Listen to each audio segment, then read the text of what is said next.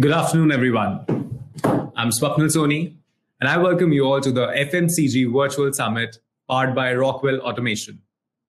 We appreciate you all for taking off time from your busy schedules to join us today. We have very insightful sessions lined up for you with expert panelists and speakers. We will start with the sessions in a minute. Meanwhile, if you see at the top right of your screen, there are three tabs: Chat, Questions, and Polls. At the end of each session, we will have a brief Q&A session. We request all participants to use this opportunity to get your questions answered. All participants will receive a free giveaway containing expert insights and content to help you accelerate digital transformation within your organization. With that, we are ready to begin the first session of the day. Our first event is the Fireside Chat, centered around managing business continuity during the Black Swan crisis, with Mr. Dilip Sawhney, Managing Director of Rockwell Automation India, Mr. Sri Ram, Executive Vice President of Operations at Pernod Ricard, and Mr. Yogendra Grewal, Chief Technology Officer at Hindustan Coca-Cola Beverages. The session will be focused on most immediate challenges post-lockdown, digital alternatives from the labs to manufacturing sites, and handling the most urgent needs that could have hampered production. I'll briefly introduce you to our speakers. Mr. Sri Ram leads a team of around 500 capable workforce at Pernod Ricard, India, operating in more than 30 factories across the country. He has worked in senior leadership roles for 38 years with major Indian MNCs. Mr. Yogendra Grewal facilitates strategic decisions and designs and technology deployment in the digital business and analytics area. We'll focus on best practices.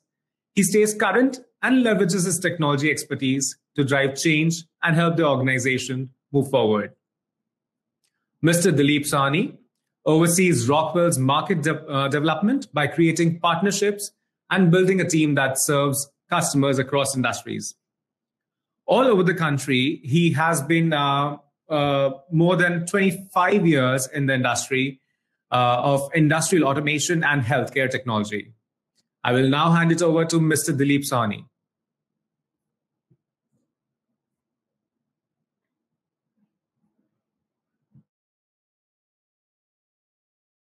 So much, Mr. Soni. Am I audible now?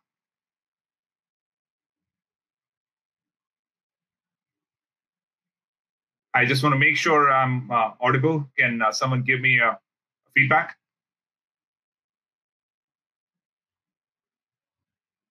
Well, very well then. I am going to work with the assumption that you all are able to hear me okay. Okay, thank you so much. I'm getting a lot of feedback. Perfect. You guys are a great audience. Hey, listen, good afternoon, everyone. I want to first of all start off by saying a big thank you. I see already we are about 250 plus people counting still, and means a lot to us to see this kind of an interest. I think we got a great session lined up. This panel, which I've been given the responsibility to moderate, I got an excellent blend of experience from two very, very well-known organizations, two very well-known business executives. One representing decades of experience across operations, and then another one who's got a lot of experience from the digital or the technology side of the equation. So I want to make just a quick couple of opening comments, but essentially my responsibility today is to interact with our panel and really, really learn from their experience as to how they are, that we are living through. The way I look at it, there are a couple of things that come to the mind. We are living through probably the most challenging, phase of our careers. It's being called as a Black Swan event, whichever name you want to give to it. This is a generational event that we are faced with right now. And how we overcome, how we tackle these challenges that we are faced with will define, how far our businesses, are successful as we begin to come out on the other side.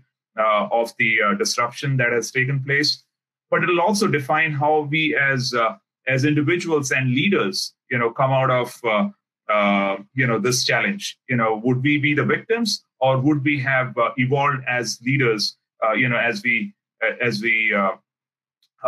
pull ourselves and our businesses, through this extremely challenging time. FMCG as an industry, has a huge role to play, right? I think it's essential to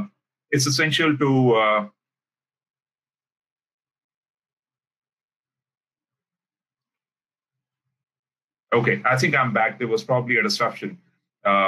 It's essential, from a service to the society perspective.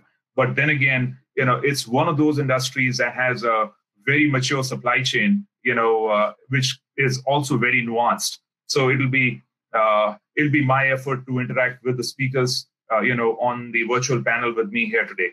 So without much further ado, can I invite both of my, panelists on the stage? So, Yogendra and Sriram, it's my pleasure to call both of you up on stage, please. Hi, Dilip. Hi, everyone. Yogendra. Sriram. Hi, Yogendra. Good afternoon. Yeah. Good afternoon. Hi, Yogendra. Hi. Hi, Sriram. How are you doing? Good, thank you. Hello. Excellent. Well, pleasure to have both of you here with us. The audience already has been introduced, to all three of us. So, I will dive straight away in. Like I said, we are living through, an event which is once in a generation. I'm going to first of all, straight away, like to start off with you, Sriram. And my question is going to be, and I'll ask the same question to both of you, is how is it that in your own businesses, how's the disruption played out in your own individual businesses, right? And then, you go first, Sriram, and then I'll like to come to you, Yogendra. Okay. Yeah, this event, Dilip, has a huge bearing on our business. Be it a startup, be it an MSME, be it an aviation, hospitality industries, or the Kirana outside. Everybody is suffering. This is unprecedented. None of us expected, and it's not our doing. We all know that 60% of the plants across the world is not working. And nearly 120 million people are without jobs. And the good news today, I read that 20 million people are back to jobs. So what we need to do is we need to accept the status quo. I think we need to have a pragmatic solution. We reevaluate and change business strategies. Normally, business strategies are made for a certain period of time, but now it's time to do a reevaluation of the business strategy. Be it remote working, be it reduction in office space. Now that work from home has become a norm, can we reduce the office space? Do we need such an elaborate office space? Extended shift working in terms of factories, and amendment in labor laws.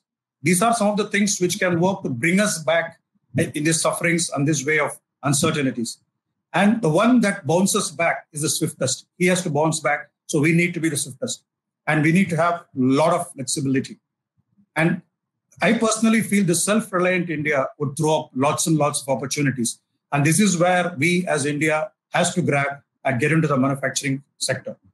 And for example, in our own sector, home delivery of alcoholic beverages were not even thought upon at 20, 30 years. Now today we are home delivering in 5 states. So there are plethora of opportunities which we have and which we can do. And this implication will be there for some time, but we have to find newer avenues to go ahead. Thank you so much, Sriram. You've already addressed a couple of those disruptions and how new possibilities have emerged out of that. Thanks for sharing your insights. So coming to you, Yogendra, how's the disruption played out in your business? Dilip, actually, we need to prepare as an organization. Now, I think applicable for all industries that, before crisis happens, we need to make a plan and prepare. During crisis, you cannot, plan or prepare. You have to execute. And while you execute, you learn, you adopt, and, then again execute. So this is I think, very basic thing, which is must to get right. Second part is, all organizations need to focus on the BCP. Of course, this is beyond that scope, this crisis. However, like Sriram has mentioned, work from home, etc. Like with all those technology solutions available, I think these were seamless. What I've heard from my other colleagues in the other companies. So there was no impact. People were able to work from home. They were able to access. So technology has really enabled that and minimized that impact. That's wonderful. So, Sriram, you said, you said something which, resonated very well with a question that I already had on my mind. You spoke about, you prepare yourself before a crisis so that when the crisis occurs, you execute, right? And you shouldn't be, scrambling around for creating a response when you're in a crisis state, right? Yeah. And if there's one thing that this particular crisis has taught us, it is the need to have a resilient business and a resilient enterprise, right? So what are some of the lessons learned, over the last 60, 90 days as we here in India have gone through this phase, right? In terms of this enterprise-wide resilience, are there one or two key lessons, Yogender, from your side? And then I'd like to come to you as well, Sriram. As you've gone through, as you've navigated your businesses through this. Yeah, I think I would answer in a simple way that I think simplify everything to the maximum extent, whether it is a people, process, technology, or, BCPs. Because once you have a simplicity, it's easy to execute, easy to duplicate, easy to communicate. And once you have simplicity, flexibility comes, then transparency comes and ownership comes. So it makes our life much simpler, because technology is like, two-sided weapon. Like it can help you, it can, create problem for you. So simplicity is the key. And that's what I think advice for all whether it's automation, hardcore, solutions, or whatever it goes, the simplicity is the key. Very well said. So Sriram, same question to you. In terms of making the enterprise more resilient, what are some of the lessons that you've learned through this phase? Absolutely. So I couldn't agree more with Yoginder, simplify. But for me, there are 2 or 3 key factors. For any organization to succeed or to make a forge ahead, employee health and well-being is very, very important. So today the employees are really worried. Do they have the jobs? Or what's going to happen to me, my family? So the employees who are performing, the employees who are doing well need to be assured by the organization. Then you need to have a phased approach for recovery. For example, we know a budgeting session is done for the entire year. Can we do a quarterly budget? And once the quarterly budgets don't work, can we again go reconcile and get the next budget going? So that's a phased approach. And the mind shift from today to tomorrow. Most of us are sailing on today. What's going to happen to me today? And we'll certainly come over it. But tomorrow is something we need to do. For example, I can share individuals and families in the condominium I live. All of them, the husband and wife works. All of them are flat planned for a year.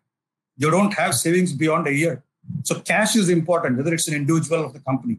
Save cash, create a recovery lab. Recovery lab, for example, consists of key people in the organization.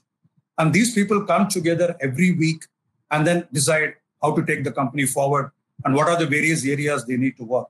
And most importantly for the FMCG, a lot of FMCG players are going to talk after this. Collaboration is very, very important. We collaborate. Do we need to spend more money on ads? All of us do that. So maybe this is not the time. So we collaborate with each other and said, and last but not the least, is the micro supply chain. We always talk about macro supply chain, decentralization, and make the material as close as possible to the point of sale. So these are some of the things, very, very different strategies. We work for 6 months and 1 year. And then if you're able to live and if you're able to take it ahead, I think the operations become more resilient, according to me. You said a couple of things which were spot on. I think, through this phase, one thing that we cannot, overemphasize is the role of people and how the organization, takes care of employee health and well-being through this phase is in turn going to give them that confidence and motivation to go out and then do their best in these uncertain times. You also alluded to a couple of very important points relating to supply chain.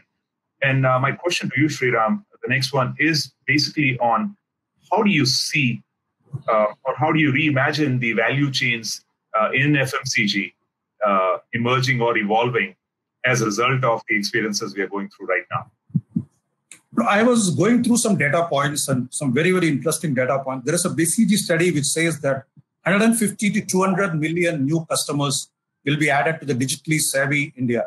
That's going to happen. The e-commerce is going to grow by 15% in the coming 2 years or 3 years. And very interesting fact is Indian household income would rise by 1.7x by 2025. And they are saying it today during the COVID situation.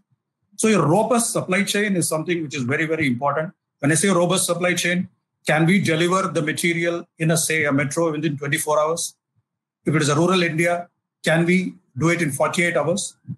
So these are some of the things which we need to evaluate and make it as agile as possible. And the most important thing is talent. Transition from functional mindset to business leaders. Managers will have to do that. Because functional mindset, you execute what is being done. When you are a business leader, you take decisions. And today you are in the market to take swift decisions. And there's one thing that comes to my mind is the Maggie crisis in 2015. It was down and out. And what really happened was the employees stayed motivated. The company had robust plans. And today I am told, I was speaking to Suresh, the managing director of Nestle, and he said today Maggie is in hot demand. Everybody wants Maggie in this COVID situation. But that's besides the plan they had for 3 years and the approach they had for 3 years to bring back Maggie back on rails. Just an example. I'm not alluding to any brand names and all that. So focus on digital operations. I think this is very, very important as you innovate. For example, we are used to going to a doctor if you're not well.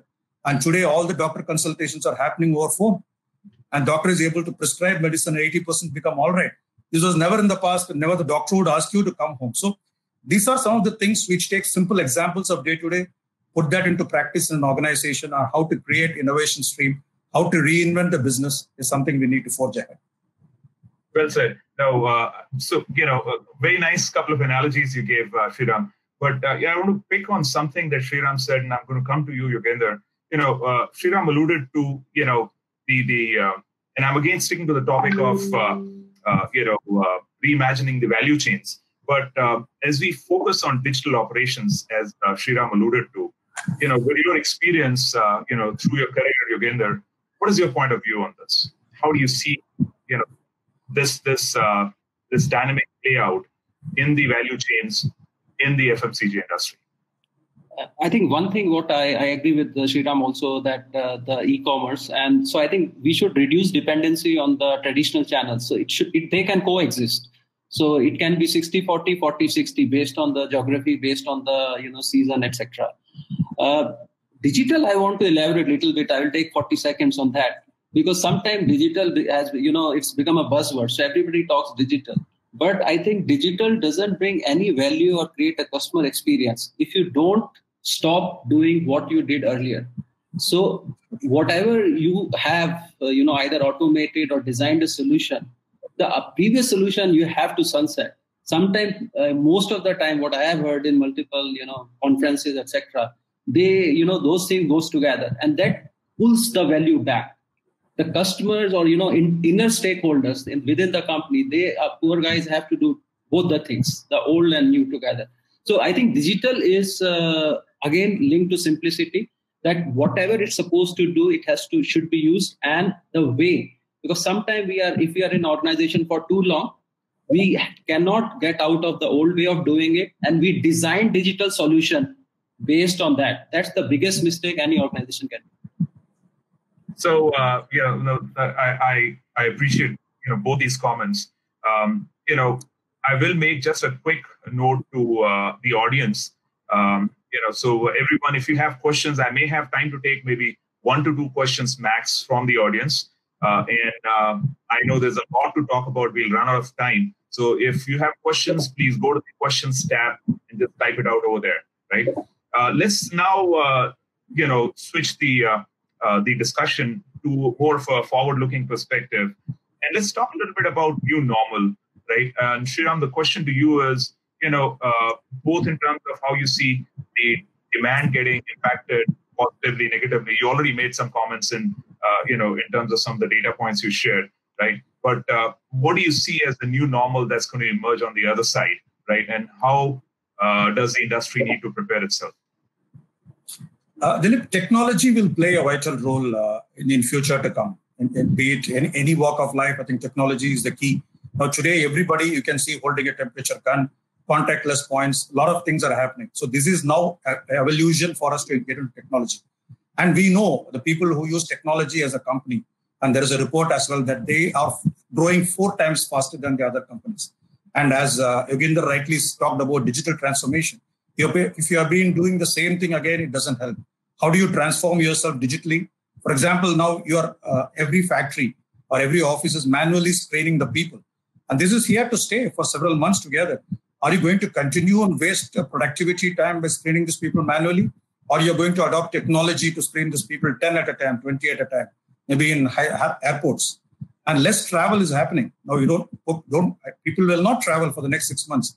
International travel is not going to happen.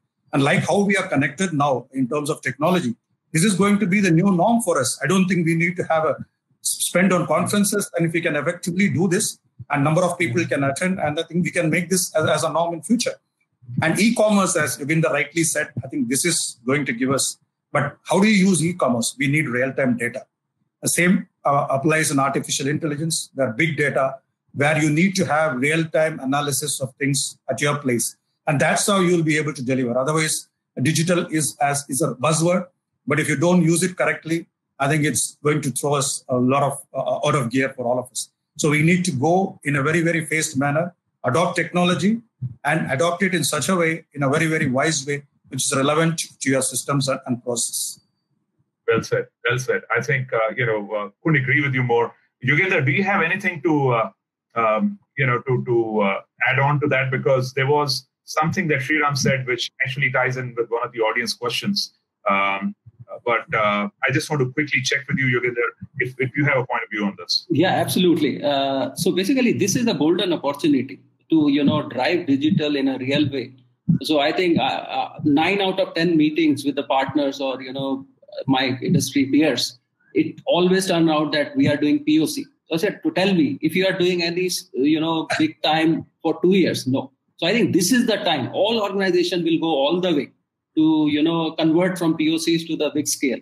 And we as professionals, technology professional and, businesses should not lose this opportunity. However, we need to balance, make it real. Because otherwise, the first experience matters. So if businesses have a good experiences, it will go at a very fast pace. Correct. Great. So, we are racing out of time. I have several unanswered questions of my own, but I think I should be fair to the audience. I'll just pick up 1 to 2. And, you can, either one of you can ask. So I'll not can answer, right? There's one question that's come in, which is for, and it's moving so fast, I can't even keep pace right now, right?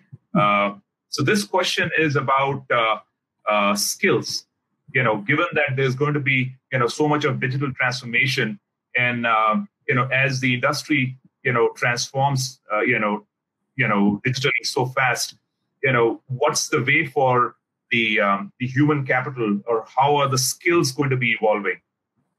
Sriram or Yoginder, either one of you. So I think I can take this one. Sriram can add on that. So I think it's more.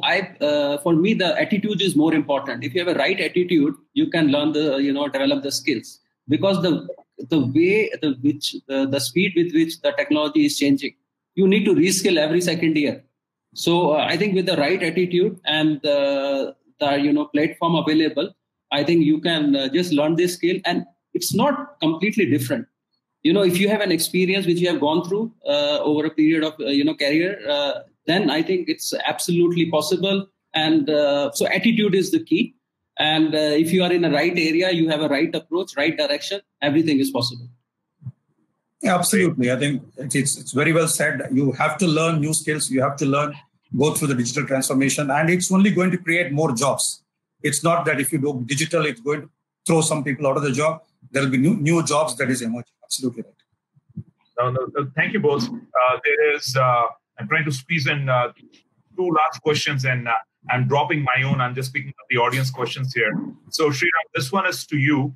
There's a question around the impact on the trade channels, traditional trade versus e-commerce. Do you see any change over there, because of the phase we are going through? I think I should avoid speaking pertaining to my business. It's all. I'm in not general, industry-wise. I think there will be a huge shift between to the e-commerce. It's going to happen, but still people prefer the normal trade channels. People will try to go, but sooner or later they are going to learn that if this is going to stay, I think e-commerce will something develop further, and the e-commerce platform would also improve the consumer satisfaction. I think it's going to be more interactive.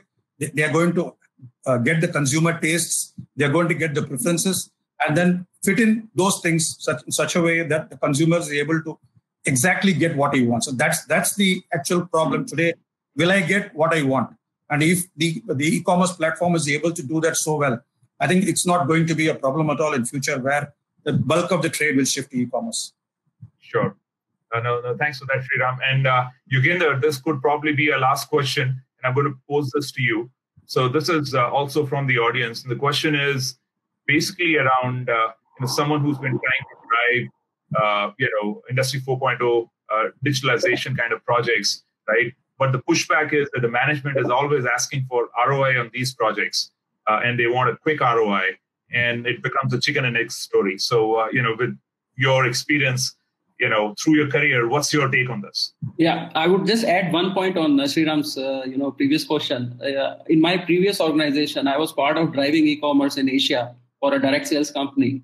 And there, like country like Indonesia, India, we had 0% e-commerce. And when I left it, we were at a 90%. So everything is possible. Only thing we have to communicate what is in for them, why we should do it. If we answer this correctly, everything is possible. Now, coming back to ROI, I am a strong believer is that you have to balance quality and speed. If you want ROI overnight, quality will not come. If quality is not there, the customer experience will not come. So it is a give and take. It's like, we have a basic project, scope, cost, time, so if you compromise on one of it, quality will not come. So my suggestion is always, follow 80-20 rule, take the focus on that. Don't have too many POCs or anything.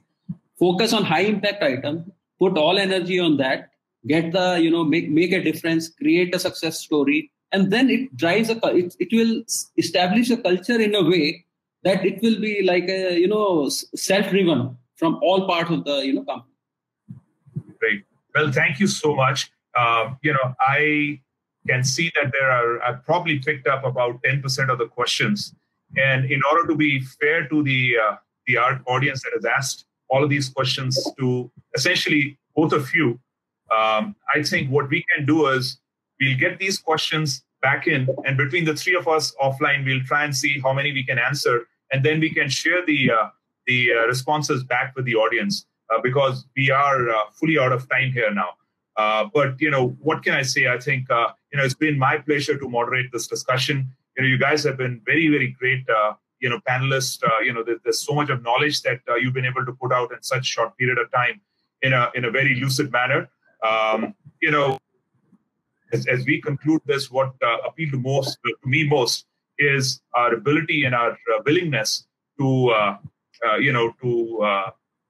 embrace this change more than anything else, which would allow us to come out on top, right? So that said, what I'm going to say is a big thank you to both of you. You've been, absolutely awesome. And I think it's been a great start to what is obviously going to be a very, very good and vibrant session. Thank you both. Okay. Thanks, Dilip. It's really great to connect with you and Sriram. Thanks, everybody. See you somewhere in the world sometime. Take care. Thank you, Dilip, for having us. It was really great session and a great start. And Yoginder, thanks for connecting. Thanks. Thank you very much. Sure. Thanks. Bye. All right. Thank you.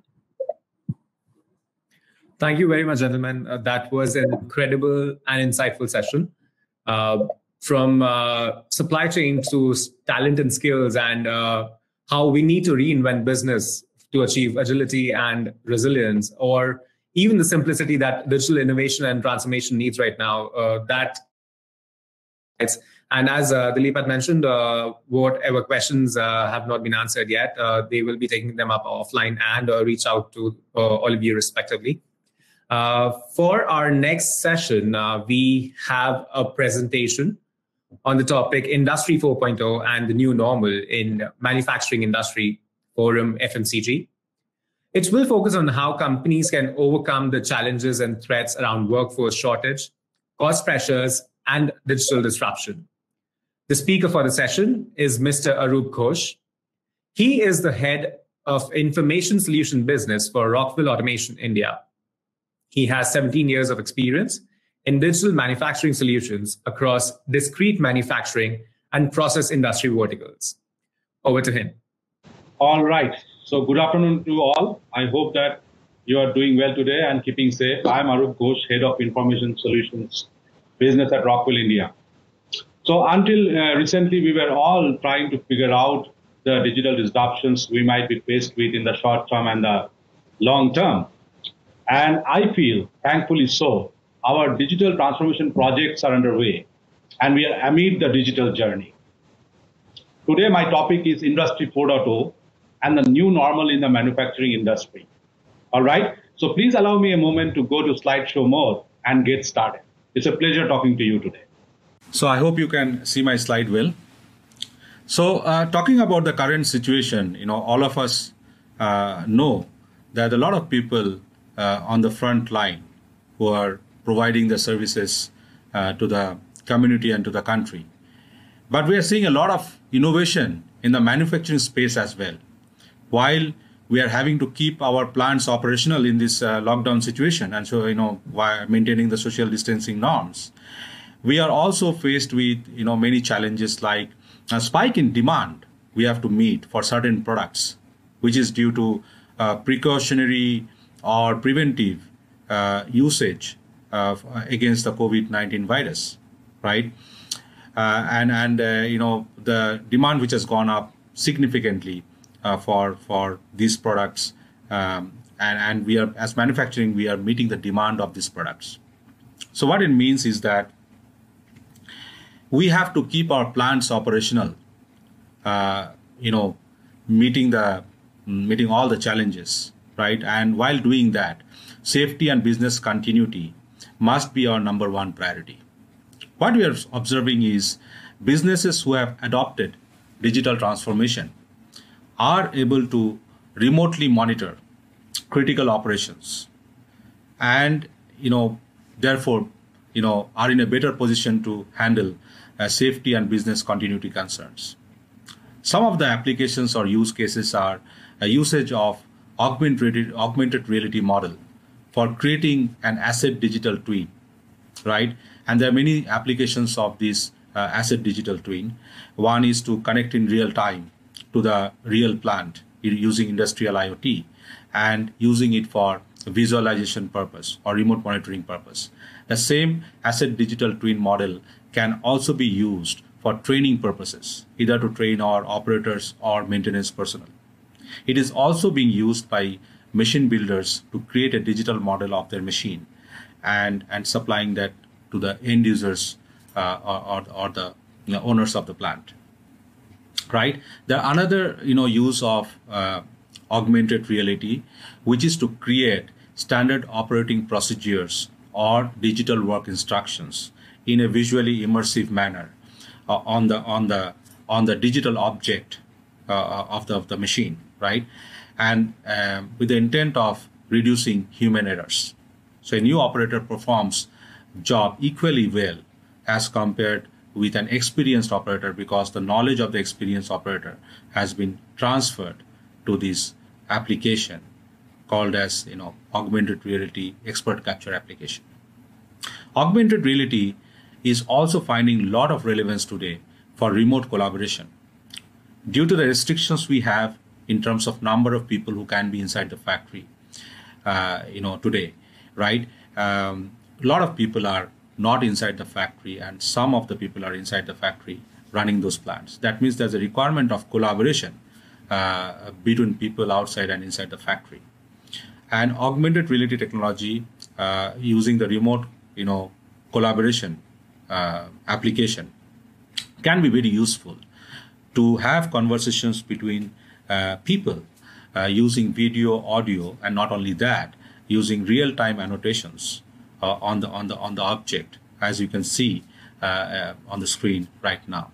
So these are the various use of technology, right, which can address safety and business continuity concerns while, we have to keep the plants operational today. Now, let me talk about, how technology can help address another challenge, which is how do I remotely monitor my plant? Now, I'll go through this slide very quickly because this is about industrial IoT. Basically, it talks about ability to connect with various industrial data sources or enterprise systems or smart devices directly, and also enabling connectivity with cloud. Basically, what it means is that you have the ability to bring information of your business into one single platform. And then there are various uses you can have by doing that, right? One of the uses is to then remotely monitor your plant. As in this case, this is an example food and beverages factory application. Here in one single screen, the real-time plant conditions are being monitored. This is for a beverages customer. The key KPIs of the plants are also being monitored, whether it is efficiency, production, revenue, or any incidents, and likewise, right? It is also having real-time information around execution status of the orders. Now, these remote monitoring can be used for monitoring your old plant, but also, in the FMCG sector, it is very common to have a lot of products being produced by your vendor plants.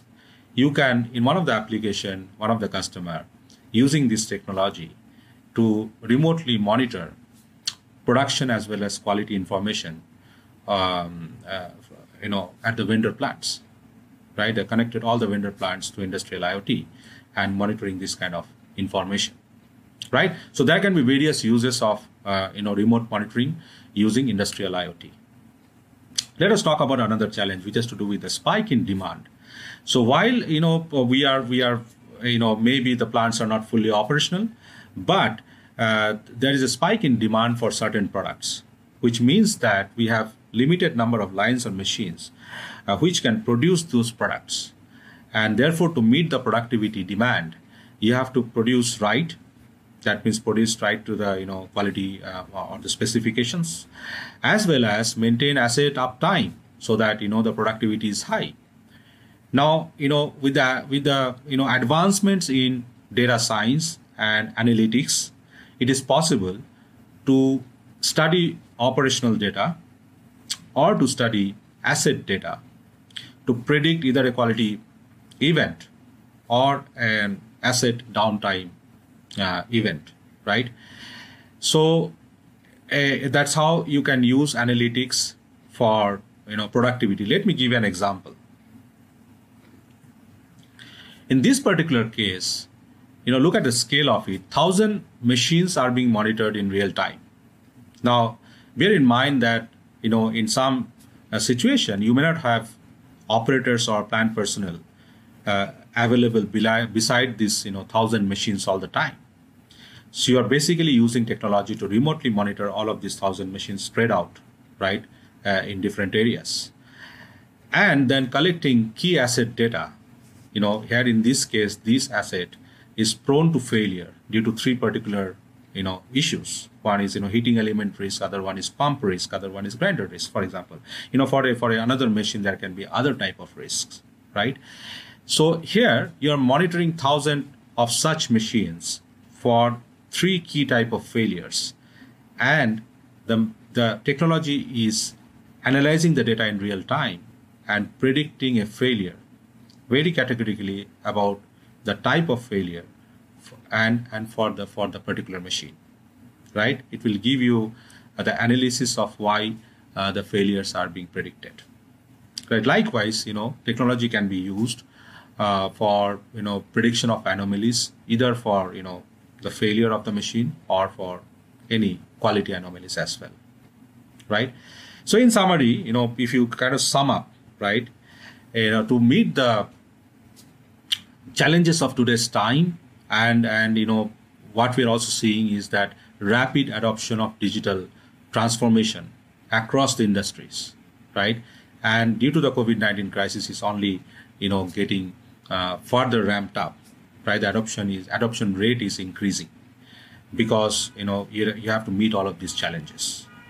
So it is in a way bridging the digital and physical world, right? Creating a digital twin, either to monitor the asset remotely, or to train your operators better, or to predict failures of the asset in advance, right? So these are the very relevant applications in today's time, right? So I'd like to sum up now, talking about what analysts feel about the technologies offered by Rockwell. This is around industrial IoT. As you can see in the screen, many analysts have rated Rockwell, in the leaders quadrant because of our Factory Talk Innovation Suite powered by PTC, right? We have also been rated twice in a row by Gartner in the leaders quadrant for our MES solution, right? More than that, we are very proud to have examples of partnering with global FMCG majors, right? And these are just some select references which I wanted to bring up today, right? Here examples are, there are many such examples which we have, also spoken today, right? The examples of, OEE improvement in the case of Agropur, right? Significant OEE improvement by adoption of technology. In the case of Procter & Gamble, there's a massive project. Some of the KPIs were around quality, around visibility and data mining, right? Real-time data analysis. In the case of General Mills, it was about connecting multiple plants, bringing all the plant information into centrally, and having that headquarter visibility. And one of the key issues they solved was around inventory. Because of the lack of visibility of inventory, there are serious inventory issues. And once they had implemented the system, the inventory, reduced by 50% or so, right? They addressed those, inventory issues. Likewise, in the case of Fonterra, we are running a multi-year, multi-application program. Everything from operational technology to ERP connectivity to manufacturing execution systems, industrial IoT or analytics. And they have published several success stories around various KPIs, right? So I'd like to stop here in the due to the paucity of time, right? And it was indeed a pleasure talking to you today. So if you have a question for me right now, you can turn on your mic, or you can post your question on the chat box, and I'll be happy to take your questions. Thank you very much, and please stay safe, and talk to you soon. Thank you so much, Mr. Ghosh. That was indeed a great session. We will be taking up some time for polls and questions, as you had mentioned. If you all see to the right, top right of the screen, there is a tab for polls. There are 3 questions mentioned over there. If you could just take out 30 seconds, this will help us formulate the impact that the current environment, the current scenario is having on major manufacturing sector. So if you can just take up and cast your votes. And meanwhile, if you have any questions for Mr. Ghosh, he'll be happy to answer them. You can post them in your questions tab. Over to you, Mr. Ghosh. Yes, thank you, Swapnil. I hope you can hear me well. Absolutely. All right. So, the first question, shall I begin or wait for the responses for some time? We can just wait for 5 more seconds. And meanwhile, you can take up the question. You can take up the first question. Okay. Now the first question is around, is machine productivity still a significant need in your plants when the plants are running at reduced capacity? Just a validation, kind of counterintuitive that plants are running at low capacity. Shall we really focus on machine uptime? So I think the validation is there. The answer is, the poll says almost 50%, right? Close to 50% is yes, right? That kind of validates what we were talking about a short while before. Is that for certain products the demand is very high, and actually overall there's a hope for increased demand. The demand recovery is going to be there, and in some cases companies are already seeing the demand, right? So that kind of validates that machine productivity is going to be important now, even in the current situation. All right. The next question is again, around the post-lockdown situation. Do operation and maintenance staff need digital training and digital work instruction? Now, again, this is kind of validation that we are seeing a lot of reverse migration happening, right? The first of all, the social distancing norms, which kind of put constraints on around how many people can be really inside the factory, and then there is a reverse migration of workers and various people who work in the factory, right? And in this situation, are there going to be less experienced operators? Are there going to be lesser people, right? And newer, right? Is training, being able to train them faster using digital technologies? So I think the validation is there, more than 50% again in this case. The answer is, positive. And some of the examples we just spoke about could be relevant, right, to a lot of companies. Mr. Ghosh, I'm sorry to cut in over here. So if we can take up the questions from the questions tab, that's where the audience is posting them. All right. So you want me to cover the polls? I was covering the polls. I think since we are at a very we have a very tight limit when it comes to time, we can take up the questions first. And so can you help me pick up which question you want me to pick up? I will. Yeah, sure. We will be taking up the first question. How do you feel that we can leverage technology to train employees remotely? Yes, so there are various types of training which can be done easily, right? One is around the operations training itself, the standard operating procedure or procedural guidance, right? So with the imagine an expert operator, right? How he would have operated that particular machine or unit is captured digitally and not in text form, but immersed into the digital object, right? So procedural guidance is one, what we can also call as standard operating procedures. Work instructions can also be built using augmented reality platform. These are augmented reality because this is easy to learn, okay, as opposed to any other training mode, which is which can be manuals and various other digital ways. But augmented reality makes it easy to follow and easy to learn.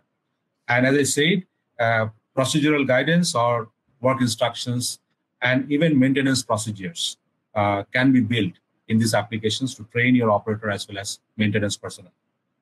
All right. Thank you. There's another question that we have. What about plant digital security if we digitize it? How will they be able to, it be hackable from outside? Can someone take its control from outside? That is one major question that we have. Very pertinent question. When we talk about connectivity and internet and data, everything is good, but at the same time, there are concerns around, there's a question at least which comes to mind around digital security. I would say that usually we would not connect to your control network or write to your control network devices. Usually, your control network, information, is, in today's time is already there in the enterprise systems or in a corporate network, if you will, right? Usually, we'll fetch, connect with that. And and things can be on premise, not necessarily opened up to the public cloud, right? Things can be very much on premise, and a lot of applications are on premise. But should you need to connect with cloud, the cloud is a very advanced technology and advanced offering nowadays, and the cloud companies take extra precaution than we would have taken if it was our own data centers, right? They take extra precaution. They have the scale to do that, and cloud is a very secure technology today. So I think whether it is on-premise or cloud, the security concerns can be addressed. All right. Since we have a very tight limit with time, as I mentioned, we will have to end up over here. Other questions, we'll definitely be reaching out to everyone. Thank you so much, Mr. Ghosh. Thank you so much. This was very good with you. Yes. Thank you. We will now be moving on to our next session. Connected services can help ensure business continuity for the FMCG industry amid these unprecedented times. This is what our next session, Business Continuity with Connected Services, is all about. It will throw light on remote support, tech connect, e-learning, security services, and lifecycle strategy. Our speaker for the session is Mr. Sabyasachi Goswami. He is the Connected Services Leader for Asia Pacific at Rockwell Automation. He oversees AP sales growth for Connected Services suite of business like information infrastructure, virtualization, cybersecurity, managed services, and safety. Now over to him. Hello, good afternoon. My name is Sabyasachi Goswami. I'm Connected Services Commercial Leader based out of Singapore. And my topic is Business Continuity with Connected Services. At the end of my session, there would be few questions, so please do respond.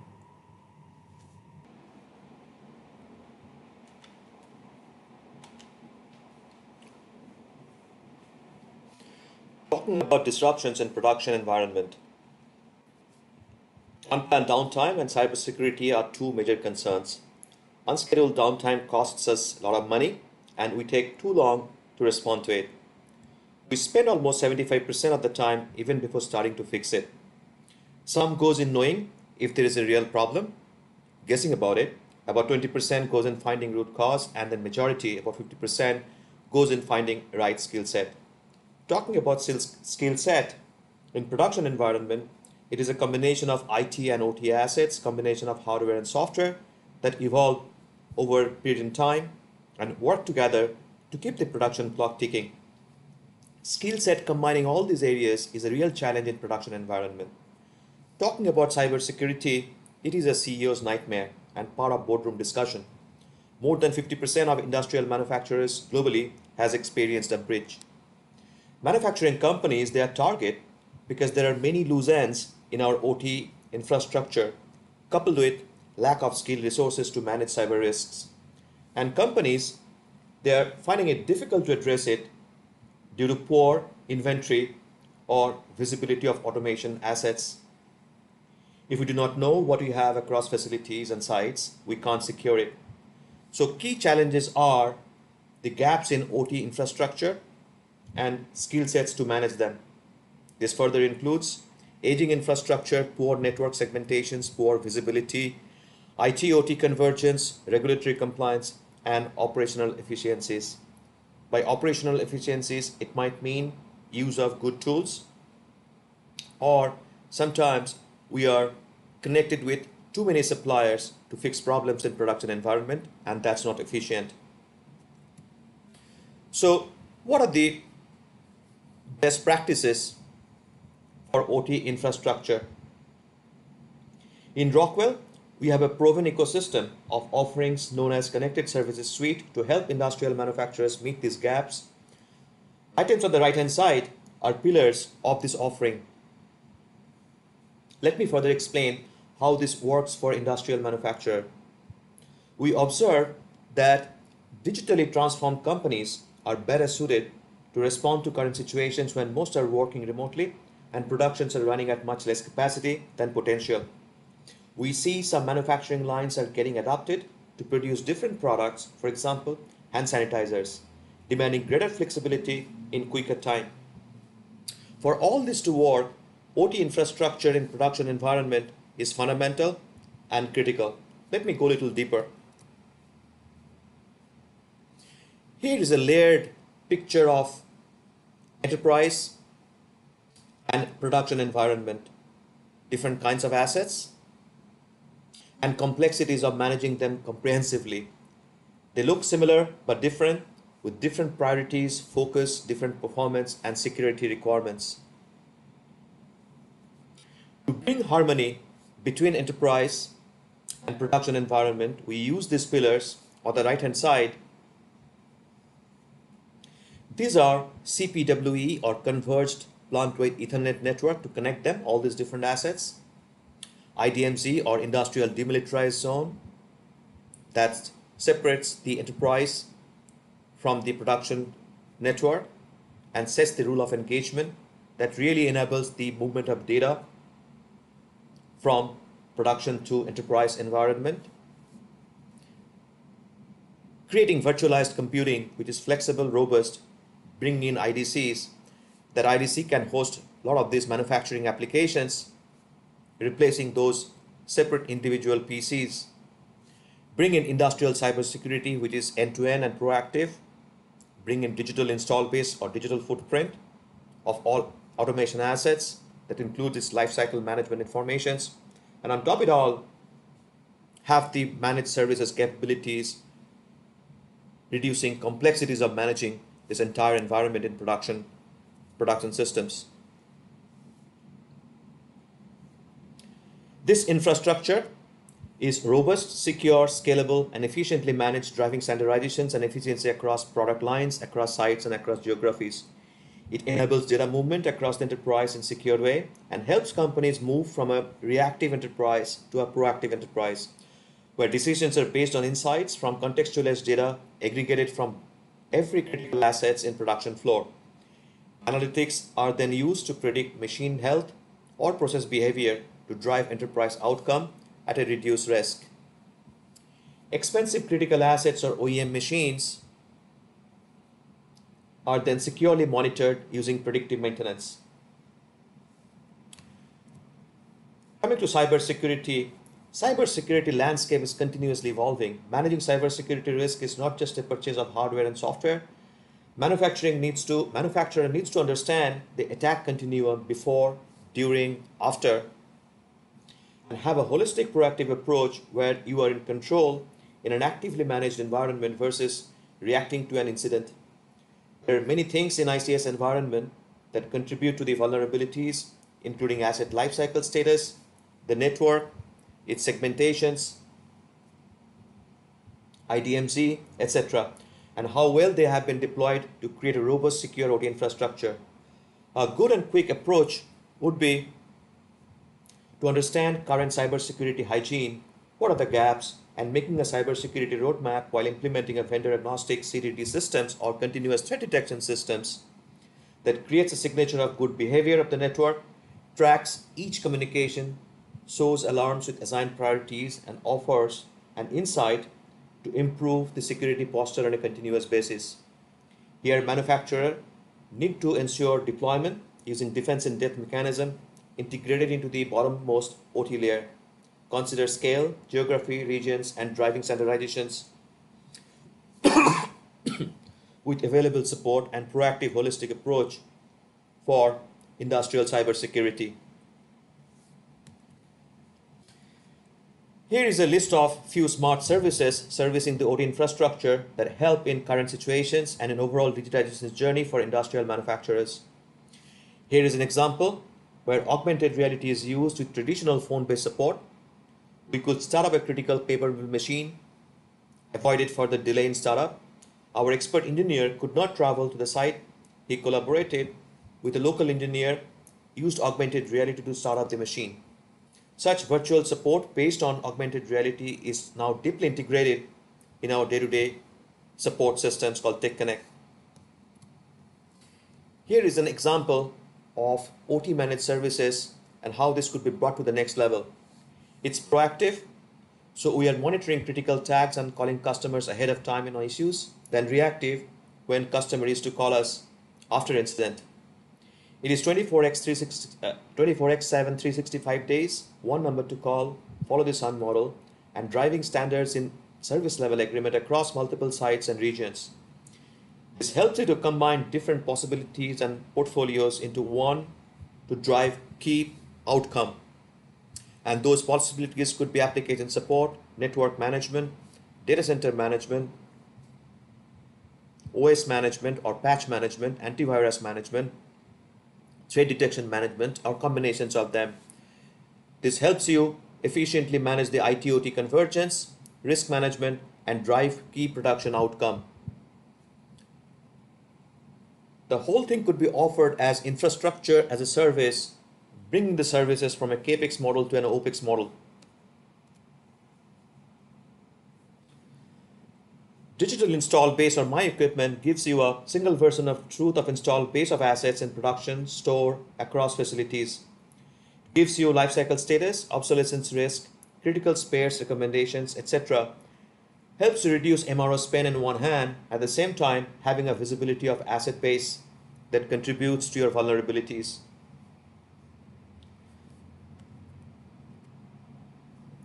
I have not included more info about security posture survey or SRAs or secure remote access, but let me have a few words about them. SPS or security posture survey allows you to get a network hygiene score in a numerical scale, for example 1 to 10, that indicates your current state of hygiene with regard to cybersecurity risks, the vulnerabilities, the gaps you have, and gives you ideas for the next steps. It is a service that could be delivered quickly and start developing the cybersecurity roadmap. It is a good way to start your journey. On the other hand, secure remote access creates a security framework based on standards that is continuously evolving and allows you to have a secure communication in your OT environment, whether you are communicating with another colleague in your company or communicating with OEM vendor for support. Coming to workforce development, it's absolutely critical to train and take along our current workforce in digitization's journey. E-learning tool makes it easier to implement. Best way to do this is to make an initial evaluation of skill base and roll out different training programs combining different areas that you see on the left. That brings the end of my session. Please respond to the questions coming next, and there is a reference of how quickly you can get to cyber hygiene following this link. And thank you very much. Thank you, Mr. Goswami. We will now be taking up questions. While you take up a minute to post the questions, we have polls as well on the side. If you can also cast your votes, that'll be really helpful for us to collect your opinions. So here we go, Mr. Goswami. We have the first question. Now, what are the benefits of asset management tools and how does it help the customer? Okay, so basically I was talking about visibilities, right, and cybersecurity. So if we have visibility of what we have, the assets in my production floors, I can secure them, right? And B, if I have the visibility of my asset base, I can also reduce my MRO spend. I can influence the critical spare recommendations. So a lot of outcome actually can drive if we have control on what assets we have in my production floor. All right. We have another question. So how useful will 4.0 technology be for FMCG? Well, FMCG is one of the industrial manufacturing companies, the food and beverages, and majority or a lot of our revenues come from the FMCG industries. They're the largest beverages companies or the food companies. So I would say the moment it's a manufacturing industry, is industry manufacturing lies. We're talking about digitizations for the manufacturing. That means how do you, whether it's pandemic or under the new norm, as a few of the panelists mentioned, digitizations, it applies to the manufacturing, which includes the FMCG industries as well. All right. We are really short of time right now, so we will be limiting our questions right now. But yeah, as we had mentioned earlier, we will be reaching out to people who are asking any questions and helping resolve their queries. Thank you so much, Mr. Sabyasachi Goswami. Thank you. It was a wonderful session with you. Yeah. Next session that we have is the panel discussion on how COVID-19 is pushing digital transformation for FMCG manufacturing. The pandemic has brought in severe losses for the FMCG industry.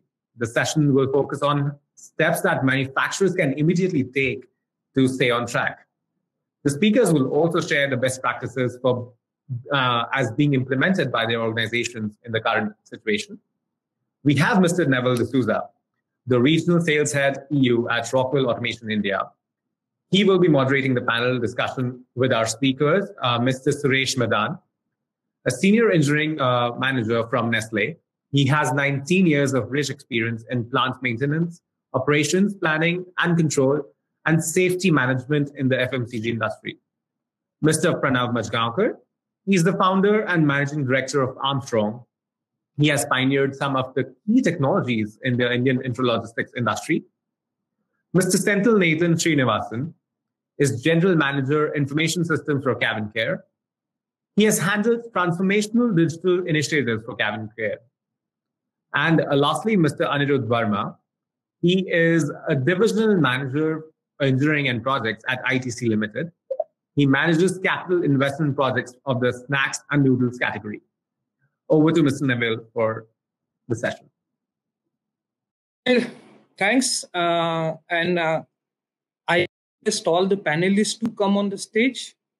So we are all concerned about the present scenario, and it has forced us to hit on anything and everything we have, right?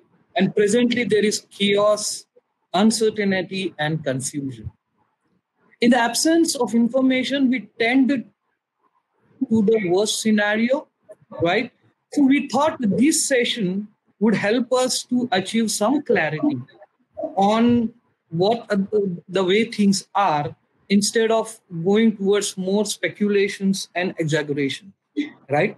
This is an important topic for us because it is affecting all of us in the business. So what we are going to do here is we would like to share what industry knows and then what people are thinking, planning, executing, and which will help us to speed up our learning curves. So I would welcome the panelists, Mr. Anirudh Verma, Mr. Pranav Majgaonkar, Mr. Senthil Srinivasan, and Mr. Suresh Madan. So Anirudh, are you there? I'm not able to see you.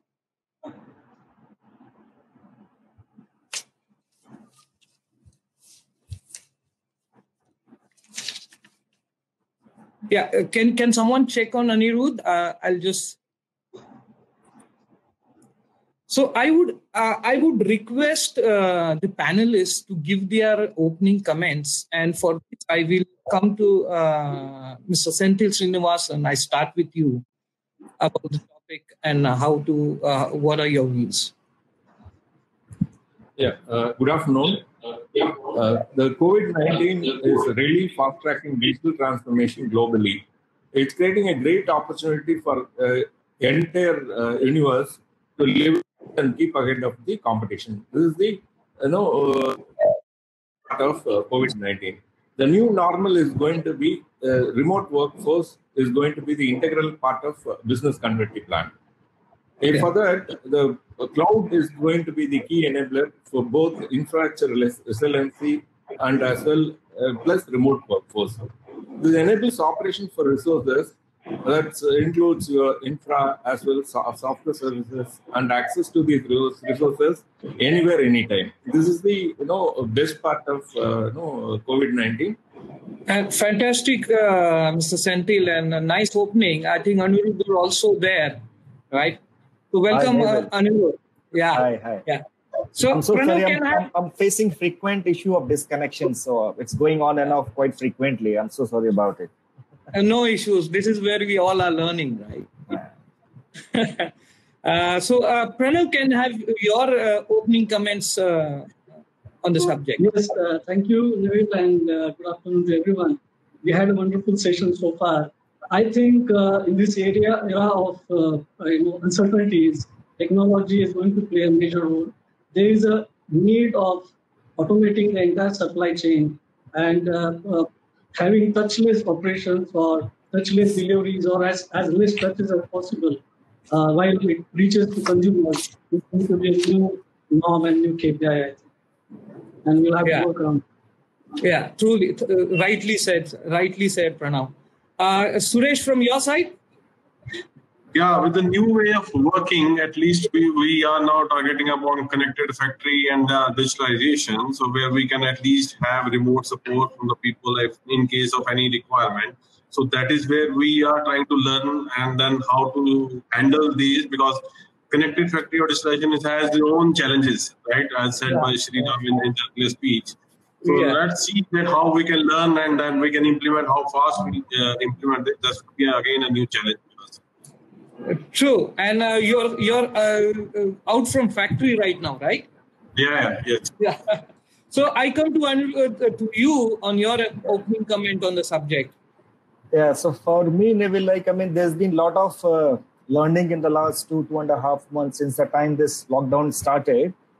And there have been issues which all of us would have faced. So like if I were to start, there have been issues with respect to availability of the manpower at the shop floor. Yeah, and then there was the issue with respect to restrictions with respect to having how much manpower at the shop floor in the establishment, which also led to encouraging people who can work from home, especially managers and executives.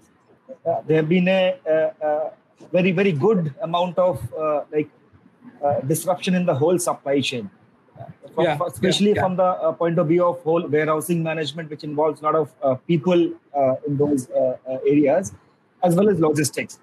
So about logistics, which is like the physical movement of goods from one location to another, there is not much, I don't think, which we can do even in the post-COVID scenario. There have been a lot of issues with respect to getting the technical support when it comes to OEMs, related to machinery, related to equipment at the shop floor. So those have been some of the key, which have been very common to a lot of us actually. And there's been a good amount of learning a new way of working, which talks about enhanced hygienic practices, following social distancing, use of appropriate PPEs at the shop floor, like the masks, the shields, and there's a lot of stress on the people's safety. And a lot of, evolution is also happening with respect to technologies as to how do we have such compliances through technologies, wherein any kind of non-adherence is being monitored and some actions are being taken. So all those are the things. So Anirudh, just to build on this, what are some of actions you have been taking to actually normalize the whole thing post-COVID? So actions are going to be multidimensional. The biggest challenge, if I were to talk about, which may actually continue, is going to be on account of the manpower. So automation is, of course, an area which a lot of us have been pursuing for ages now. And now there is a need. Now there is a thirst to even go beyond the routine. So when I talk about the automation, it's essentially about, one is about the physical activity wherein we want to reduce the headcount in the at an establishment. Second is about having an intelligent data system, which helps you in driving the whole decision making, which is being done now much faster. True. So these are purely from the automation point of view, and within the industry 4.0, when it comes to artificial intelligence, machine learning, a lot of data science, etc., will play a very, very big role. Okay. So what is the new normal you see in manufacturing from the standard procedures, standard operating procedures to be followed? A lot of learning which has happened in couple of weeks. Which everybody would have witnessed actually. So there would be a need to sustain and improve the current hygiene and the social distancing norms and practices within the factory. So a lot of in-house SOPs and a lot of guidelines which are also coming through MHs are being made, and they're being adhered to in every establishment. And possibly use of a lot of technological platforms which will help in identifying any violations around these SOPs. And I also actually foresee for a very specific to a food industry or a food manufacturing setup, a lot of regulations will start coming into the play. You never know, maybe in one of the ISO standards could be developed or could be made part of the existing OSHAs or ISO standards, FSSC, etc., which talks about such standards about hygiene, social distancing, use of PPEs, etc., which is a part of the whole subset. And the factories get certified, the establishments get certified for against those norms. Because at the end of the day, all of it is going to actually attract your consumers. And consumers are going to get more and more knowledgeable. They have access to a lot of other platforms, the social media, etc. So those will be the new norms, which through, everybody will have to gradually go through it. And a lot of technological platforms are going to support it. So thanks, Anirudh, for your point. I think you just put things very nicely. I will come to Mr. Senthil. Mr. Senthil, how do you see the labor issue and what challenges you might come across post-COVID when we are opening it up? Yeah. No, before that, the pyramid of this thing would be bottom layer would be the skilled manpower, blue collar layer. The second layer would be the supervisory layer, and the top layer would be the managing strategic management. These three layers are there. I see a lot of skill gap in the bottom layer. That is where the restricted manpower would be. Second would be the absence of the skilled manpower. Then the lot of new manpower at the site. These three challenges would be there for every organization in the factories. To address these challenges, only the solutioning in terms of remote assistance, using air technology, and improving the yield using wherever human interfaces can be replaced with automation. All these things would come into play a role. And so in terms of, since you are leading the digital transformation for Kevin Care, Mr. Senthil, what is your expectation from the technology providers? The new normal is going to be a product 3 times is getting created. First time in mind, the second time digitally, and third time would be the actual production. Digital twins is going to play a major role, wherein the technology partner has a lot of role to play in terms of 3D printing and support in remote assistance using AR/VR technology. All those things would play a major role. In terms of remote assistance, whenever it's a normal people traveling from R&D to factory for the product or process knowledge transfer to production scale-up. These things would happen in coming ages. It will be through remote assistance only it's going to happen. For that, a lot of support need to be provided through technology. Currently, remote assistance is one of the options using AR technology, which we are strengthening. We are looking at from the technology providers. The next one would be a troubleshooting. Whenever the production goes wrong and then we are not able to produce a quality product. In terms of troubleshooting, travel is happening now, which also to be replaced with the remote assistance technology. This is the second area wherein we are looking at. The third thing is the current pandemic situation has created a real crisis in terms of people at factory really seeking support in terms of with less manpower. How do you produce? These areas where automation can play a lot of role. These are all the areas I see as a ground level technology can support. So, since we are talking about connecting remote being one of the things what is need of the hour, and you're the best person to answer my next question, which talks about how you see cybersecurity as a threat to manufacturing and how it can be taken care. This IoT technology has brought in a lot of improvements in terms of remote monitoring as well remote controlling. When it comes to remote monitoring and remote controlling, the availability of data in edges as well in the cloud is a must. The process data at edges we are pushing into cloud to make a supervisory layer well informed about what is happening at factory as well controlling through cloud itself. When this is a possibility from the technology, there is always a security breach can bring in a lot of commotion in the factory. Which layer to be strengthened is the security layer, which need to be strengthened in terms of putting real terms of cloud ensuring endpoint security. All those things, real requirement. Without that, if you go on implementing this technology, then it becomes a future. We are creating a future commercial. And we have faced some like ransomwares and earlier hitting the whole manufacturing, right? And today we are talking about more connected, getting remote access, and I think that becomes a very critical part of the whole solution now, right? So I come to tight integration of IT and OT layer is real important. That's when security layer strengthened. And today people are talking about having a complete cybersecurity program to be done for the whole organization, and not only on the like business level, but also on the manufacturing level, right? Yeah. In this regard, now the focus is on the IoT and IoT. When this layer is formed as a connectivity is a layer which we're establishing the remote monitoring and remote management facility. Suppose now I'll take an example here. Like in one of the requirement as a factory is the chillers maintaining the centigrade, required centigrade. That is, if it goes beyond 4 degrees, we have to switch on the refrigeration. If it goes below 2 degrees, then we have to switch off the refrigeration. This is remotely, when you try to manage, what if this data lands in a hacker? It really creates a motion, and even with all these facilities, we are creating a commotion in the factory. That's a thing, need to be strengthened. Well put.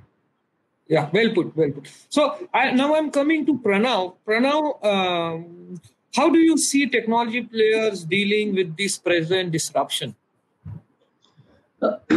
We have been discussing a lot about technology, and I think immediate priority is to ramp up the operation for everybody, all the manufacturers. And remote support tools, may it be tools in the form of softwares or augmented reality-based tools can be deployed to utilize your whatever skill manpower you have in a better way. Then there is a need to have permanent partial remote connectivity within the manufacturing facilities, because we are expecting such kind of situations again.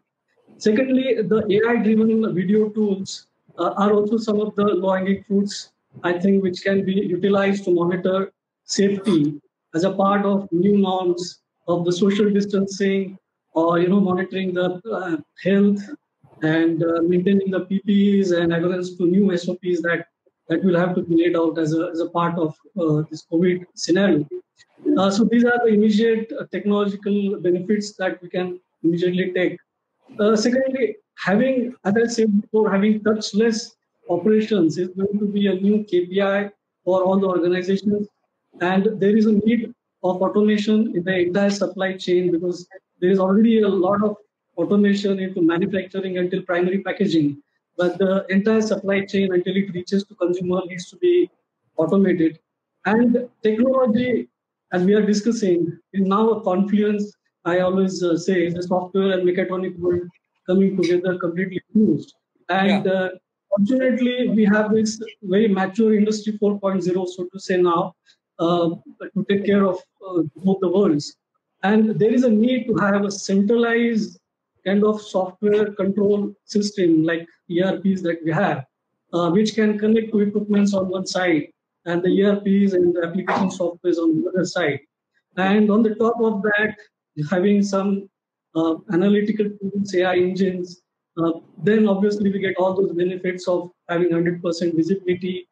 Most importantly, because you are connected with equipments, you have better control and better predictability. So in such kind of uncertainties, you have control on the situation.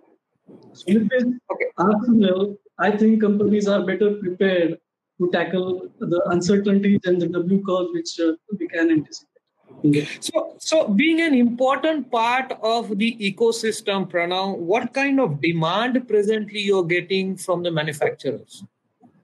So the clear-cut demand, Neville, I see is into supply chain automation, mainly into logistics automation, and further the need is to have flexibility, modularity, and scalability at all the levels within the technology, not only in the software, but also in the hardware. Having said that, I mean, we at Armstrong delivers interlogistics, intelligent interlogistics, automation solutions. And the range of solutions can be from picking, packing, palletizing, sorting, distribution, ASRS, and inbound, outbound automation and yard management. So there's a plethora of solutions that are available, which can reduce the overall manpower and help into automating things. And on the top of that, a layer of WCS platform, which can connect with these equipments and the ERP. And the application layers, as I said before, drive the overall productivity in the system. I must say that Rockwell has been as a partner in this process because you have a good variety of products and the innovative approach of developing new technologies and platforms. So that is very helpful. And the VR solutions, virtual reality solutions, which you have, can be used while simulation at the planning stage. You have a better clarity, as well as emulating things when you want to check and reducing the overall deployment cycle time. So some of the benefits which our customers have got because of this technological backbone is they have doubled their productivity, eliminated pilferages, 100% visibility you get, 75% reduction in the energy, use of energy, and 40 to 50% time reduction in overall outbound and inbound operations. So I think there is a journey from touchless to lights off, and I think all of us are at different stages, but that is the overall journey that we have to do. Yeah. So thanks, Pranav, for that wonderful insight and the way things are happening. But was there any immediate demand to you that, hey, I want to start a factory and can you support me remotely? Absolutely. And that immediate need, somewhere we are in the middle of installations and somewhere, starting of operations after a break of one month. So we have been giving remote support to a lot of companies right now.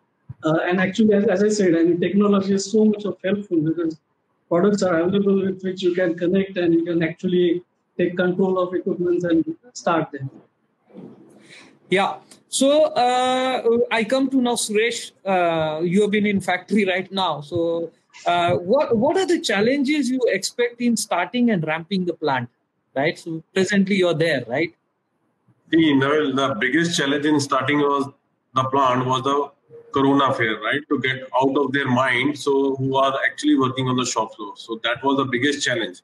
Like apart from getting the workforce on the factory with this occupancy of 33% occupancy, it was quite a big challenge. So then the next challenge was that for us is that, okay, the project commission, it was like a project commissioning after so many days of lockdown when the people are coming to the factory.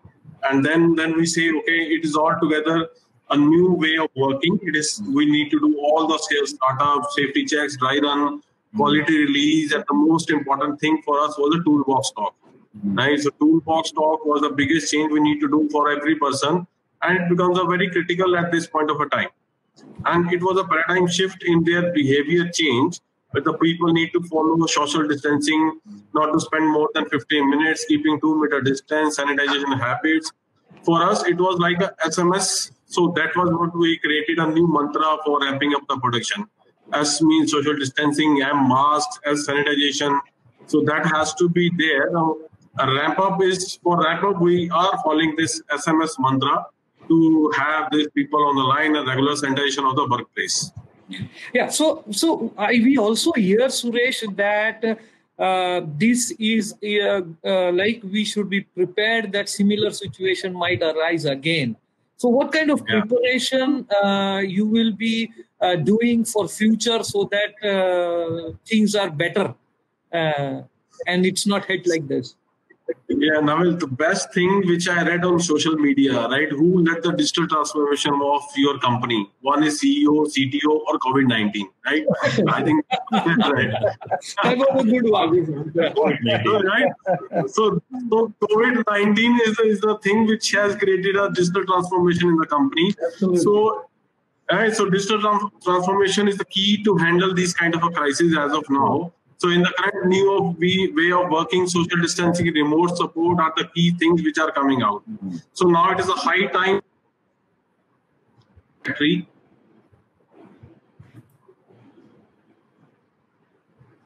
You muted yourself. Suresh, we are missing you. You muted yourself. Sorry. Yeah. Yeah. So I'm saying that now it is a high time so that we should start working on a new kind of factory of the future, and which is also a smart, secure, connected, flexible, compliant, right? So this is the approach we need to take for creating our factory of the future. So that will actually influence our success in these kind of a crisis. So which And when we do it right in the right way, it can maximize our ROI and asset utilization. So in these technology, which has made it possible to establish knowledge-driven operations, right? It can connect your people, process, technology across all levels for better collaboration, faster problem solving, and improve innovation in the organization. Smart machines actually equipment play a key role in helping food and beverage producer to overcome many obstacles and demands. Fantastic, Suresh. I think I have lost to Anirudh and Santil. They are not on the screen right now. But Anirudh, are you there on the call? Yeah, I can hear you. Yeah, I'm there. I can see you there. Anirudh, I want to give you one bombshell question, which probably if you a plant now, what are cares you will be taking? So please come again.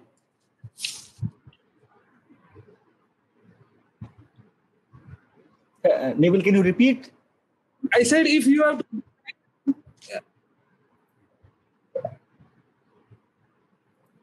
Neville is gone. We lost Neville. He was asking that if you have to design a plant again, then what kind of care or what kind of approach you'll have? I see. Okay. I think that's pretty good question. In terms of designing a new plant, the focus would be in terms of every machine, every equipment, right from day one must have this capability of data integration, and it should be so well connected through a network, so that the whole data points, the whole integration, the whole decision making is driven through inbuilt intelligence system.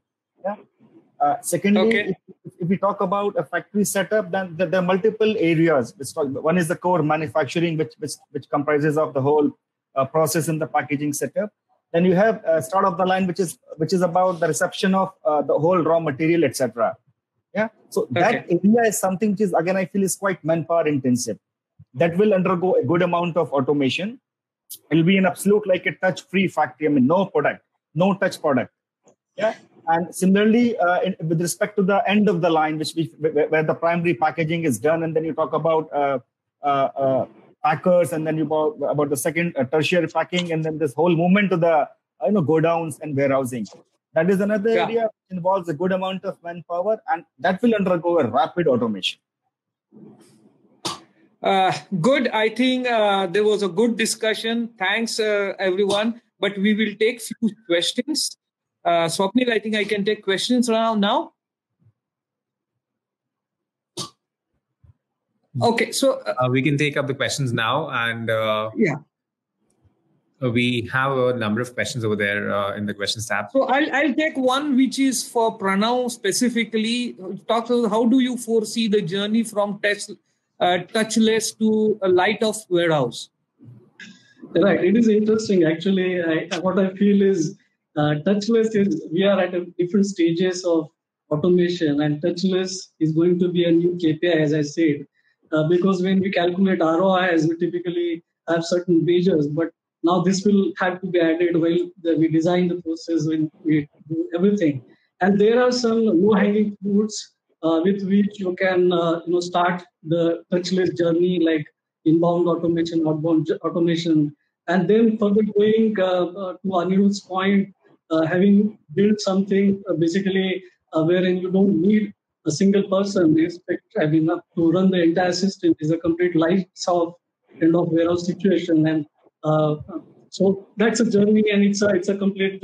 So I would suggest to take slow and steady steps in which you develop certain kind of technology backbone initially, and then you build on that. And once you do that, then you can build a bigger picture of going for a lights off warehouse. Thanks, Pranav. I think I've got one more question. Probably some of you can.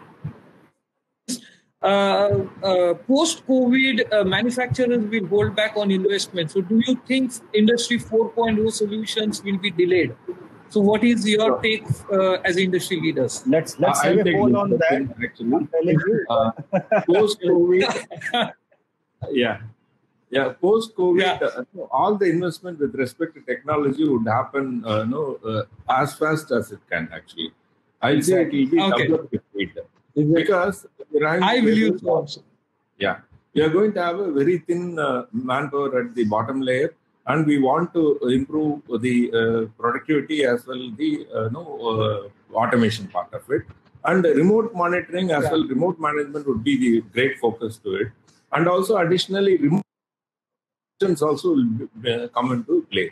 All these three things that will make happen through technology only. Technology investments is going to be IFI. That's what my... Anirudh, you would like to add something? No, just to complement and supplement to his point. Yeah, so any investment, if that is stuck, so it's not the project manager, it's not the CFO, it's not the CEO, it's the COVID who has already decided. Such investments will actually be on a fast track mode. Obviously, I mean, a good amount of diligence will need to be done. People will still be sensitive towards defining the return on investment, etc., because that's a key to any business. But yeah, decisions towards this transformation will be much faster, and people will actually, everybody would like to embrace this because that's the future. Everybody would like to see the factory as a black factory. I mean, it should be like a black box 30 years down the line. Exactly. Yeah. So, Swapnil, do I have a time? I think we're running out of time right now, Neville. But other questions we can definitely take up. We can connect with the people offline and resolve their queries. So thanks, everyone. Thanks for giving your time and sharing the knowledge and information. It was great. Thank you. Thank you, Swapnil, for giving. Thank you so much, everyone. Thank you, Neville. That was indeed a great session. Such great insights from all industry leaders we got. Moving on to our next session now. Imagine a factory that leverages digital technologies to connect all of your systems to provide you with actionable data and insights. In the past, this was just a vision for the future, but now this vision can become a reality. I hope you enjoy the session with Mr. Vijay Singh and that it helps you identify new and innovative ways to establish your facility of future. Mr. Vijay Singh is an engineering manager for Asia Pacific region for Rockwell Automation India.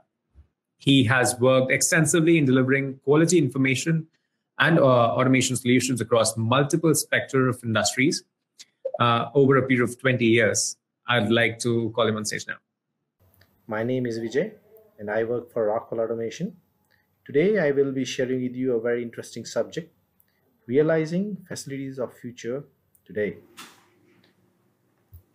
In today's agenda, we will be covering the topics like what are the challenges in building facilities of the future and adopting digitalization?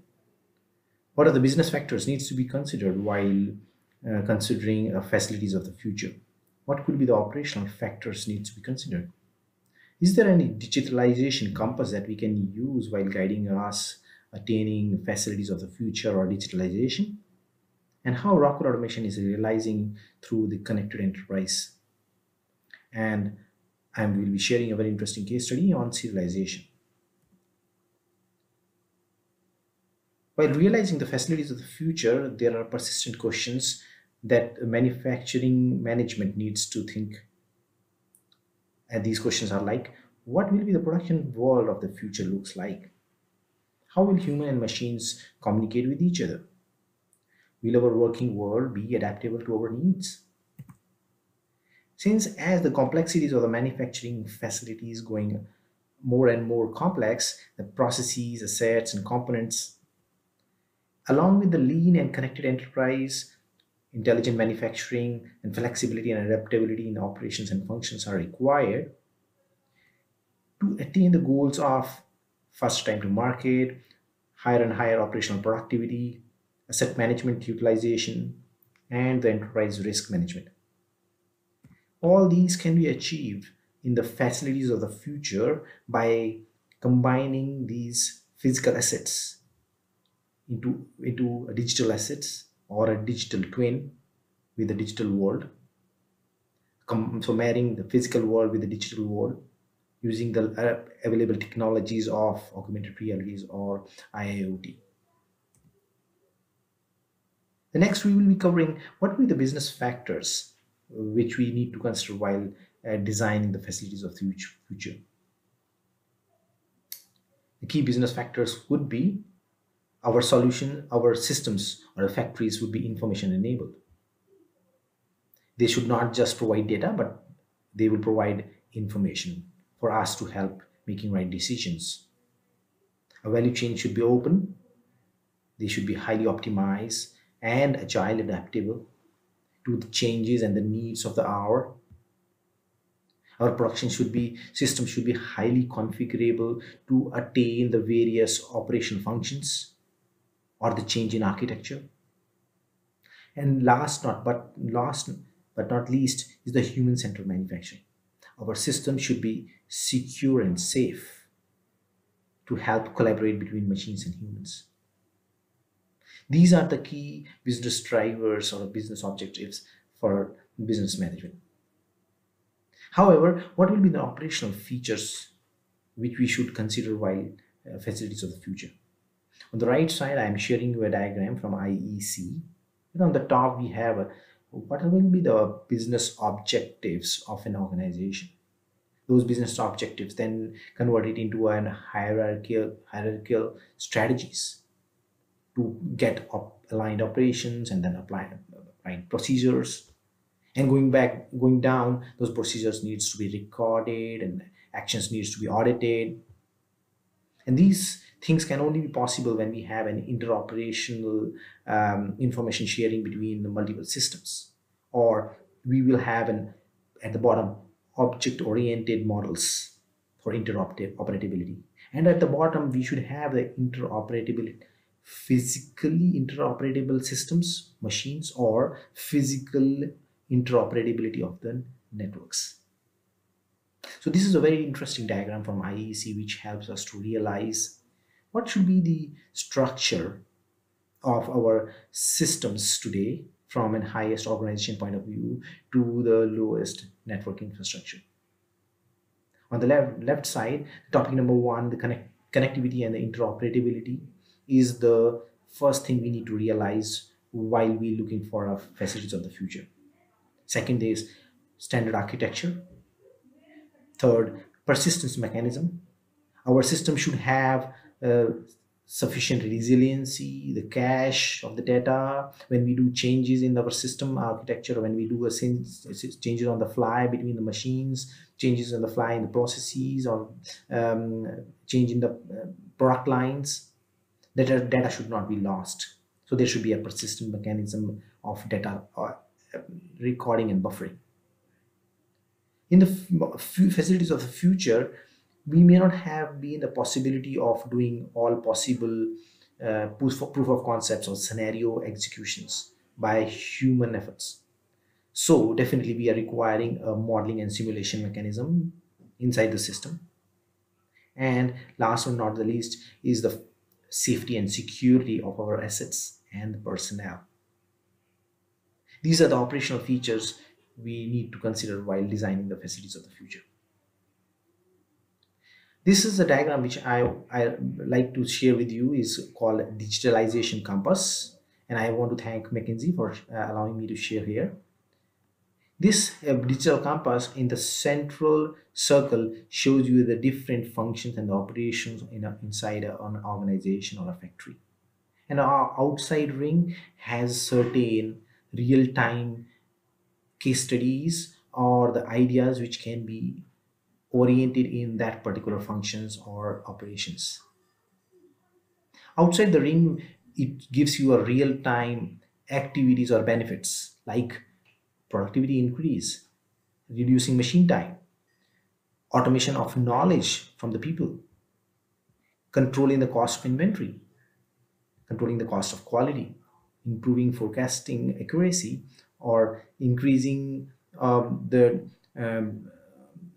reducing the time to market, or reducing the maintenance cost, and also sharing some of the percentage improvements in each sections. This compass can help us design or drive our digitalization activities in an organization.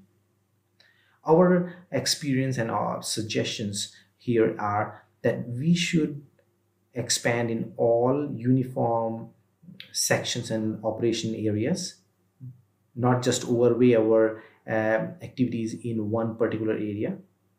We should expand this digital compass for an organization uniformly so that our systems will be interconnected from end to end.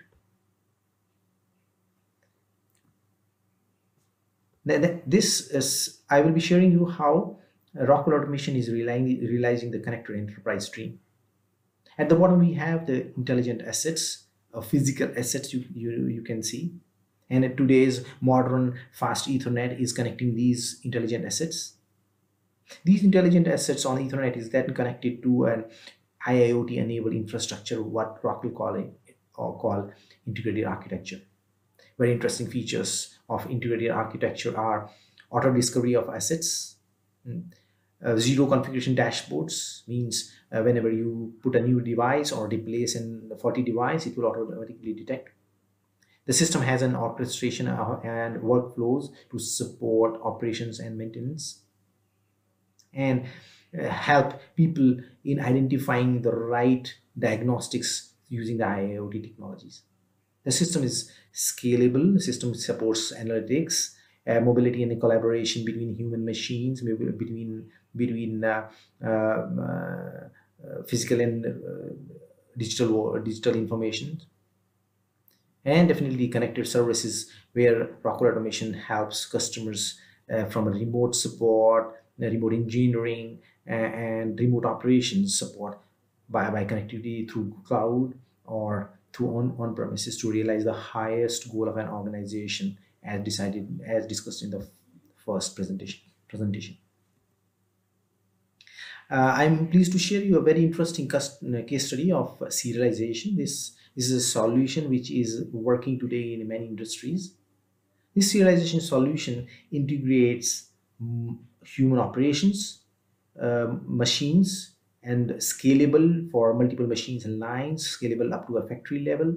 This solution can go beyond the factory walls into the distribution systems, can attain the information up to the customer level. The solution is providing a unique serial number to each sellable unit, which then aggregates and deaggregates to give us track and trace facility of our production mechanism from the supply side, from the manufacturing process, with the packaging, as well as the distribution and up to the customers. In our case study where we have implemented it, you can see the benefits which customer have in terms of percentage on the right side of this slide. In the end, I would like to share you very interesting reads.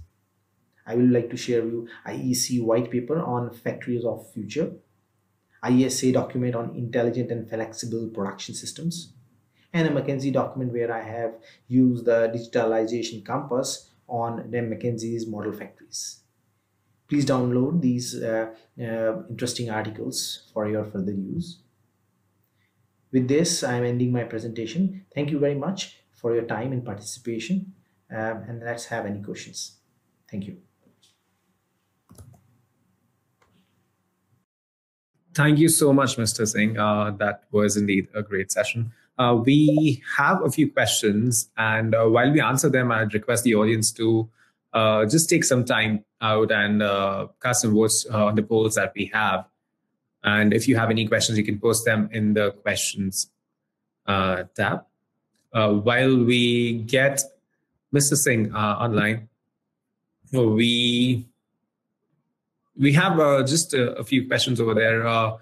As we had mentioned, once we have all the answers from our audience, we will be sharing the entire summary with our audience in the form of a report on how COVID has impacted various industries, various companies, various organizations from this industry, from the manufacturing industry, and how people are tackling it. Now that we have Mr. Vijay here with us, we will be taking up some questions. There are two questions that we want to focus on right now.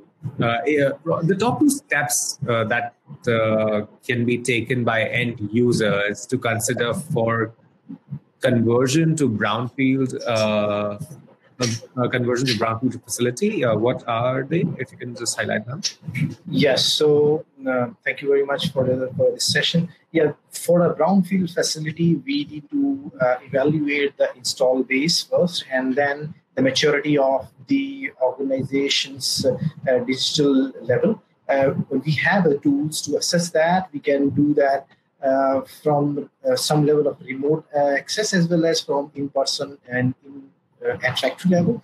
Once doing that, we will be able to help you to design the roadmap or digital roadmap for short-term, medium-term, and long-term that can help you drive your digitalization efforts to convert your operations, your machines into a fully digitalized function in a much more efficient way. That's how we approach these brownfield operations modernization. All right. Thank you, Mr. Vijay. There is one more question that we can take up. Is there a way to measure ROI, to evaluate ROI for facility of future? Yes. So we have people in our organizations who support organizations in roadmap development. We do workshops to understand customer requirement, help them develop business case studies to present to their boards, and then help them calculate the ROIs. So we can help them on those aspects even and help develop their future roadmaps for digitalization. So yes, there are tools available to evaluate the current state, future state, and then the differentiation calculations on the basis of those to help organizations drive ROI to a much greater extent at the appropriate level. Yes. Right. That's great to know. Thank you so much for an incredible session. We will be, since we are really short of time, we will have to limit our questions to that much. If there are any other questions, definitely we can reach out to the audience and help them resolve their queries. Thank you so much again. Thank you, everyone. Good day. Thank you. Now that we come to an end of our session, I have Ms. Ruchi Mathur with me, the head of marketing at Rockwell Automation India, and she'll be here. She'll be sharing the word of thanks and key takeaways from today's session. Over to you, ma'am. Thank you, Swapnil. What more can I say after 2 power-packed hours full of experience, perspectives, data points, insights, life stories? It's enough, and I'm finding it really hard to talk anything after that. But something that, no matter what we say as part of Rockwell, but something that we would never be able to thank enough is the time and efforts done by our guest speakers.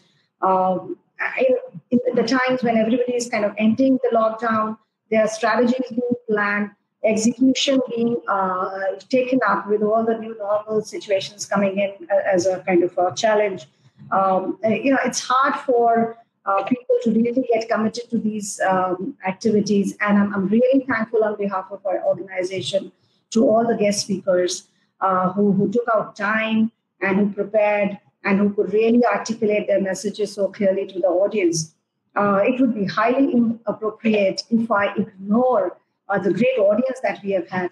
I was amazed to see the chat window on the right side of my screen, what a significant and relevant conversation was going on. And I'm sure at some point in time, not too far away from now, we will actually be sharing this feedback amongst all the speakers. And we would also like to, and Swapnil has been talking about a toolkit, etc. Of course, I'll come to that. But essentially, we are glad that as an organization, we are able to create this platform, starting from Fireside Chat, where Mr. Sriram, Mr. Yogendra, and Mr. Sani came up with great ideas of how to take the business continuity on to create a more resilient enterprise. We spoke about an outcome which probably meant that technology with relevance adopted swiftly to transform and get a more collaborative enterprise, yet make it very simple, is going to be the key to the change that we all are wanting to adopt to. And I think our own speakers, when it came to Arup or Sabi, we touched base on how technologies already exist. It's nothing far away from now. They are technologies of now. It's only about picking up the right 80-20 rule, as was discussed among some of the speakers, and picking up the right projects so that swiftly we can just integrate and execute. We spoke about skill gap, and Sabi addressed it well. Anup spoke about some FMCG references already in the pre-COVID world, which now seem more relevant now.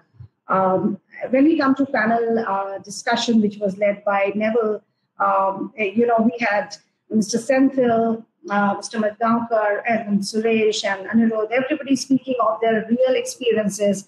And I was talking to one of them, and they said that they're already running with 90% production with 50% of manpower. So all these things do not come by chance. There is a strategy in place which probably got accelerated and thereby allowed this kind of results.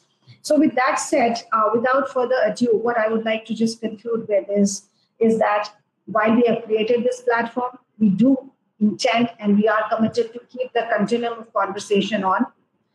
There is always an opportunity for all our attendees here to call for a demonstration. We can actually bring the idea of facility of future that got introduced to all of you by Vijay live.